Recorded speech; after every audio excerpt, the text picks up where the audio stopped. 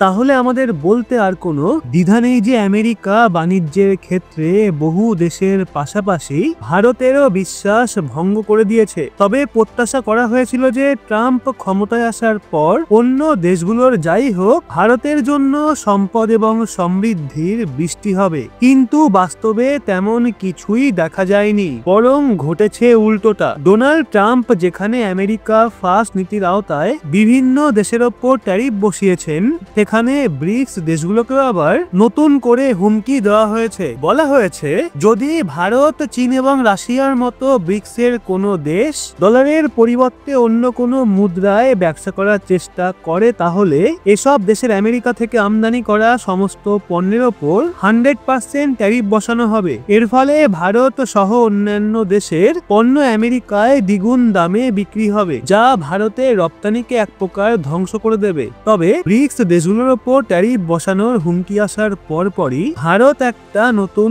কৌশল নিয়েছে এবং ব্রিটেন সহ ইউরোপীয় দেশগুলোর সঙ্গে তার বাণিজ্য বৃদ্ধি করতে শুরু করেছে। এই কারণেই আজ ভারত এবং ইউরোপীয় দেশগুলোর মধ্যে মুক্ত বাণিজ্য চুক্তি অর্থাৎ ফ্রি ট্রেড এগ্রিমেন্ট নিয়ে আলোচনা শুরু হয়েছে। কিন্তু আজকে আমরা যে ফলাফল দেখছি এর পেছনে কঠিন কৌশলগত পরিকল্পনা রয়েছে। যখন আমেরিকা ব্রিক্স দেশগুলোর ওপর ট্যারিফ বসানোর হুমকি দিচ্ছিল, তখন ভারতের বাণিজ্য মন্ত্রী ব্রিটেনের সঙ্গে আলোচনায় ব্যস্ত ছিলেন। এরই ফলাফল আজ আমরা দেখতে পাচ্ছি। আমেরিকার সঙ্গে ভারতের কমতে থাকা বাণিজ্যের মধ্যে ইউরোপের সঙ্গে দ্বিগুণ গতিতে বাণিজ্য বাড়ছে। তো পুরো এই উন্নয়নটা আমরা এই ভিডিওতে ডিসকাস করব, সেই জন্য শেষ পর্যন্ত অবশ্যই থাকতে হবে এবং চ্যানেলে নতুন হয়ে থাকলে ভিডিওটা লাইক করে চ্যানেলটা সাবস্ক্রাইব করে নিতে হবে। এরকমই লেটেস্ট ইনফরমেটিভ ভিডিও সবার আগে পাওয়ার জন্য। আসলে বিশ্বের অন্যান্য দেশের মতো ভারতও এখন বুঝতে পারছে যে আমেরিকার আগের মতো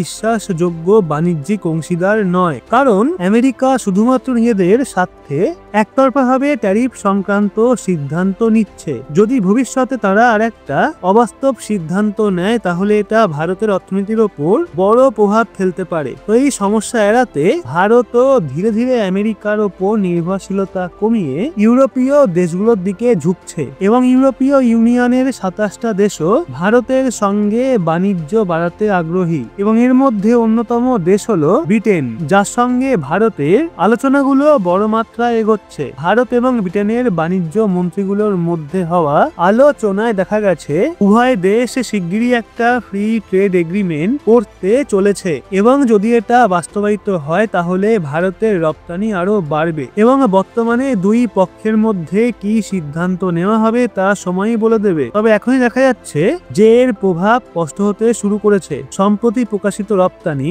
ডেটা অনুযায়ী আমেরিকায় ভারতের পণ্য রপ্তানি ধীরে ধীরে কমছে, কিন্তু ইউরোপীয় দেশগুলোতে ভারতের রপ্তানি দ্রুত বাড়ছে। ইউরোপের বাজারে ভারতীয় পণ্যের চাহিদাও দ্রুত বৃদ্ধি পাচ্ছে এবং আরো চমকপ্রদ ব্যাপার হলো শুধু ভারতীয় পণ্যেরই নয়, বরং ইউরোপীয় ইউনিয়নের পরিষেবা খাতে ভারতীয়দের আধিপত্য বাড়ছে, কারণ বহু মেধাবী ভারতীয় বিজ্ঞানী, প্রকৌশলী এবং কর্মী ইউরোপীয় কোম্পানিগুলোতে কাজ করছেন। যদি আমরা শুধুমাত্র ইউরোপীয় ইউনিয়নের পরিষেবা খাতের ভারতীয় প্রভাব দেখি তবে এটা আপনাকেও অবাক করবে। গত এক দশকে এখানে 90% বৃদ্ধি দেখা গেছে। 2020 সালে যেখানে পরিষেবা খাতের রপ্তানি ছিল $30 বিলিয়ন, সেটা 2023 সালে $59 বিলিয়ন পৌঁছেছে এবং এর অর্থ হলো ইউরোপে ভারতের রপ্তানি এত দ্রুত বাড়ছে যে ট্রাম্পের 100% ট্যারিফ বসানোর হুমকি একেবারেই হাস্যকর মনে হচ্ছে। এবং আমরা যে পরিসংখ্যান দেখলাম তা শুধুমাত্র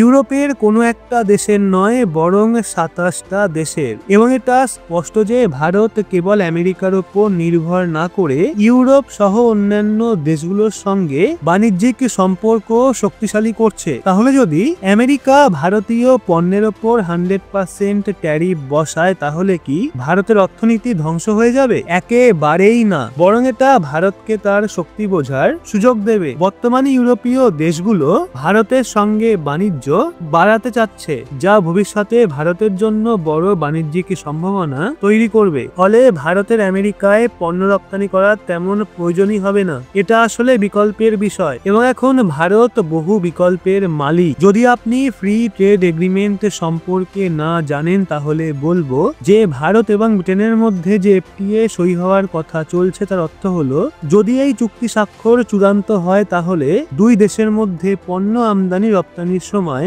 ট্যারিফ আরোপ করা হবে না, কেবল কিছু নির্দিষ্ট পণ্যের ওপর কর চাপানো হবে। এর ফলে ভারতে রপ্তানির খরচ কমবে এবং ব্রিটেনের বাজারে ভারতীয় পণ্য আরো সস্তায় পাওয়া যাবে এবং মেড ইন ইন্ডিয়া ব্র্যান্ডের পণ্যের কদরও বাড়বে। ভারত এবং ব্রিটেনের FTA শুধুমাত্র একটা সূচনা, আসল বিপ্লব তো তখন ঘটবে যখন ভারত দক্ষিণ আমেরিকা, আফ্রিকা এবং এশিয়ার অন্যান্য দেশগুলোর সঙ্গে শক্তিশালী বাণিজ্যিক সম্পর্ক গড়ে তুলবে। যখন ভারত দক্ষিণ আমেরিকা, আফ্রিকা এবং এশিয়ার অন্যান্য দেশগুলোর সঙ্গে শক্তিশালী বাণিজ্যিক সম্পর্ক গড়ে তুলবে। ভারতের উৎপাদন ক্ষমতা প্রচুর, প্রয়োজনীয় সুবিধাও রয়েছে। তো যদি আমরা সম্পূর্ণ উৎপাদন ক্ষমতার ব্যবহার করি এবং শুধুমাত্র আমেরিকার দিকে নজর না রেখে অন্যান্য দেশেও রপ্তানি বাড়াই তাহলে আমেরিকাও বুঝতে পারবে যে ভারতের ওপর ট্যারিফ বসিয়ে তারা কত বড় ভুল করেছে।